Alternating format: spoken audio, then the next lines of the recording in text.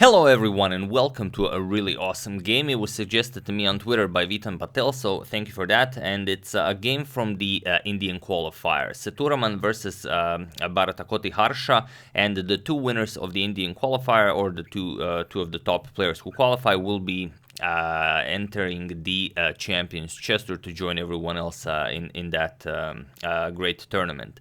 So this is a really violent game. I don't remember the last time we've had such a great one, and it's a really a great way to start your weekend, so to say, for some of you.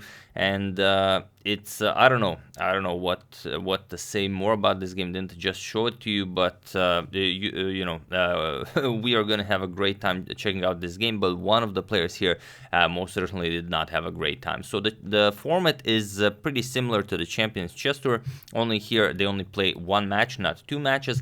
So it's first 4 games of rapid chess, and if the game or if the match ends in a tie, then 2 more blitz games are played, and I imagine if those 2 end in a draw, then an Armageddon game is being played.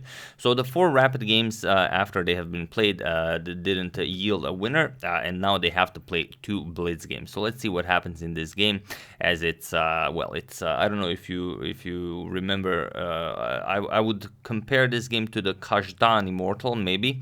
But it's up there. You guys be the judge of that. So Sethuraman with the white pieces opens with e4. We have e5, knight to f3, knight to c6, and bishop to b5. Now some people don't even try to go for the Evans Gambit anymore.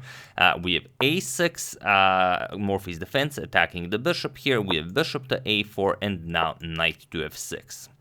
So nothing out of the ordinary here. We have castles, and now bishop to c5, going for the so-called Arkhangelsk's, or the new Arkhangelsk's setup. We have c3 and the black castles here. And now the most common idea here for white is just to strike in the center with d4. And there isn't a top player who hasn't had this position with the white pieces and played it. Carlsen had it, Nakamura had it, Wesley So had it, Aronyan had it, Karyakin had it, Maxim Vacherlogrov had it, Niels Grandelius had it, so it's and many more.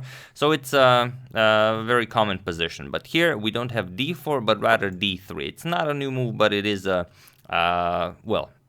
not one played as often. We have b5 attacking the bishop.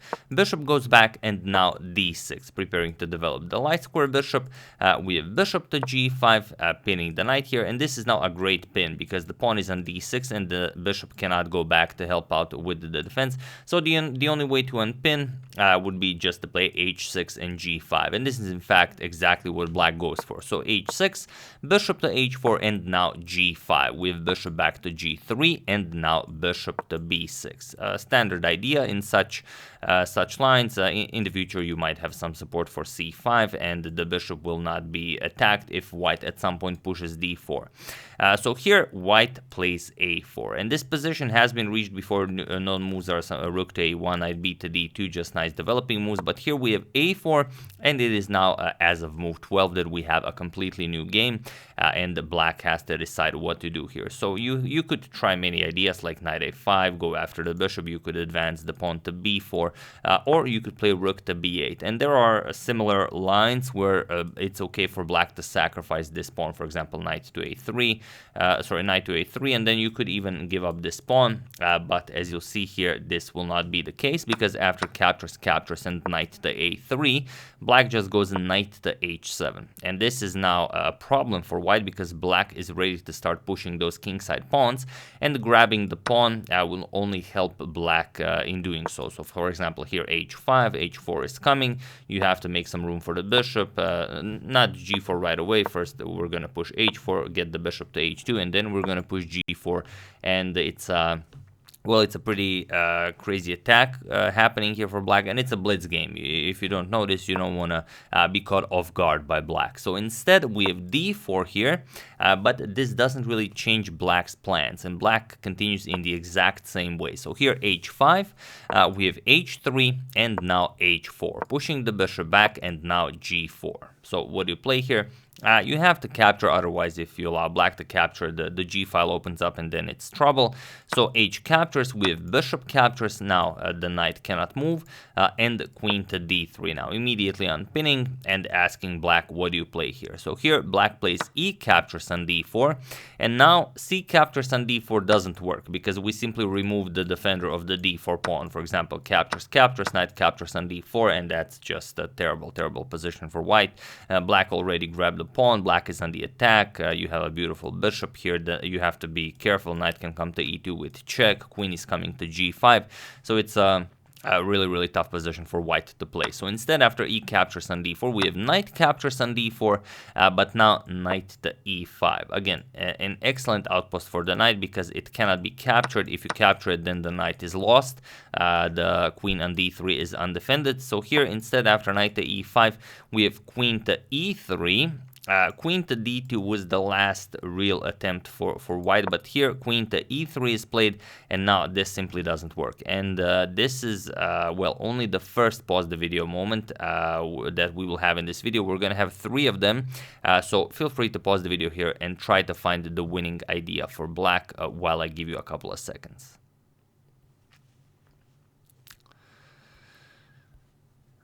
So for those of you who were able to do it, congratulations on spotting such a nice move and why the queen on e3 isn't as good as the queen on d2. And for those of you who just want to enjoy the show, it's c5. And now what do you play here? Your knight is under attack, and once you move the knight, this pawn is coming to c4. The reason why I say it's winning and why it's almost not winning, or rather it almost is winning, is because if this wasn't the blitz game and the white had all the time in the world, the white could come up with a sort of a defensive idea, and I'm going to show it because I know you guys enjoy them. For example, we're going to play knight d captures on b5, then allow c4, and then, okay, now the queen is under attack and the bishop is under attack, the queen will move, queen f4, c captures on b3, and now we're gonna eliminate the d6 pawn. This is the idea, and now after our knight is captured, we're just gonna capture the bishop here. That's the stuff. The queen will be the queen is also under attack, and this comes with check. So here we're gonna capture, bishop captures, and now we trade down into a very nice endgame. The rook is under attack. For example, rook a8, bishop captures on f8, knight captures, and now we get this position where black is, of course, better. Black has 2 pieces for a rook, and it's very hard for white to find any sort of a plan. If you try to activate with something like knight to c4, there's always bishop captures on f2 and such ideas where you cannot capture because the rook on a1 would be hanging, so you'd have to move the king, and then captures, and then we have this endgame where it's rook and the knight against the bishop, knight, and the black would, of course, be better here. Whether black would win this, it's hard to say, but that's why I say that c5 is winning, but take it with a grain of salt. But okay, this is a blitz game, so of course we cannot expect to see such ideas. So bishop captures on e5 was played, and now d captures on e5. You don't want to capture on d4 because then bishop captures on d4, and now it's white who's better. So instead we have pawn captures bishop here, and now knight to c6, attacking the queen and the rook here, but Harsha just moves the queen and he plays queen to f6. Now attacking the knight, and what do you play here? c4 is still a threat, attacking the bishop, the queen, the knight is under attack, so what can you play here?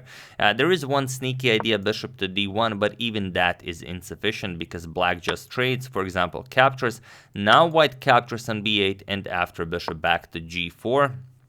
Now what do you play here? You of course play c4. You of course play c4, prevent black from pushing c4, and now after b4 attacking knight, let's say knight b5, and then you capture the knight on b8, but it's still a much better position for black, and the white wouldn't really stand a chance here. But it was in the position, and I know how much you guys enjoy that. So here knight captures on b8 was played. White said, all right, I have to capture the rook and hope for the best, but now, even without pausing the video, I know you guys know what to play here. And that, of course, none of you were probably going for rook captures on b8, but instead c4. And this is the good stuff, so congratulations, as I know all of you found it. Now, the bishop is under attack, the queen is under attack, and the knight is under attack. So what can you play here? well, you have to save the queen. There's, you know, everything else can fall and will fall, but here queen to d2 was played, and now again not grabbing any material but improving the position first. Rook to d8. First get that rook into the game, and then we're gonna continue, well, maybe grabbing material, maybe not. So here queen to e1, and now again not going for material but knight to g5, and this is just unplayable now for white. White has no good moves. The bishops are completely slicing the position in half. The queen is here, the rook is here, everything is ready to attack. The pawn is ready to be pushed to h3, so not a lot of good moves. Bishop to d1 was played in the game, but now you are black for the last time. Feel free to pause the video and win this game in the quickest possible way while I give you a couple of seconds.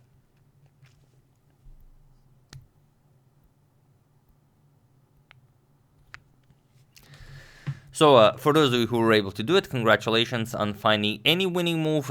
Even knight to h3 is a winning move, queen to f4 is a winning move, so a lot of winning moves here, but the most straightforward one is rook captures on d1. This just attacks the queen now. You've grabbed material and you have to react to this. Rook captures on d1 was played, but here we have just knight to f3 with check. And now what do you play? The king and queen are in check, a nice royal fork here. You either move the king and then, well, you again get checkmated and you might even lose the queen, or you capture the knight, which was played in the game. G captures, but then bishop captures on f3, and it was in this position on move 30 that Sethuraman resigned the game, and as he also lost the other one in the blitz section, it is Bharathakoti Harsha who proceeds to the higher parts of the competition.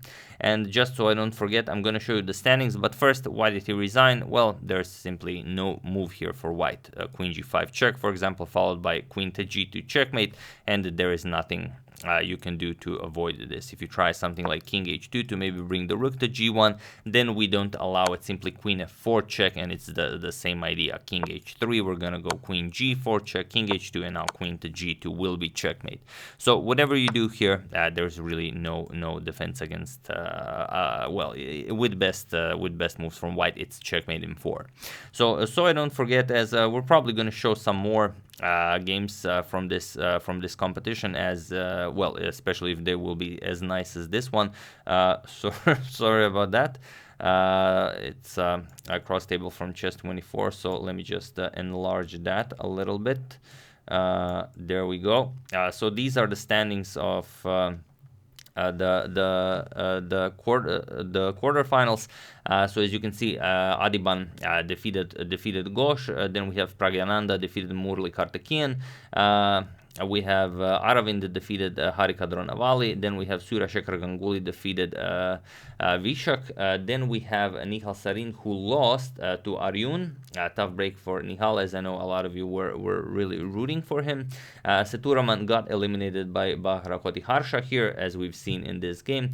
Gukesh defeated Gupta, and here we have the last pairing. Guha defeated Krishnan Sasikiran. So there were some upsets, but it's always great when that happens, and it's not a GM exclusive event. I think there are 2 international masters also playing here, so we'll see who wins and who will qualify for the Champions Chess Tour. So really an awesome game. Thank you, Vitan Patel, for suggesting it to me, and it's really a wild one. So hope you guys enjoyed it as well, and hope you will have hope your weekend starts better than this game did for Sethuraman. So yeah, that's the game. Hope you guys enjoyed it. I would like to thank Bruce Kotman, Andrew Linder, Jared Miltz, Stefan Sella, and Robert Odier for your contribution to my channel. Thank you a lot. I really appreciate it. As usual, you can check 2 of my previous videos here. Thank you all for watching, and I will see you soon, continuing the coverage of the Morphy saga, checking up on your wonderful suggestions, and whatever else happens in the chess world. So thank you all. I will see you soon, and have an excellent rest of your day.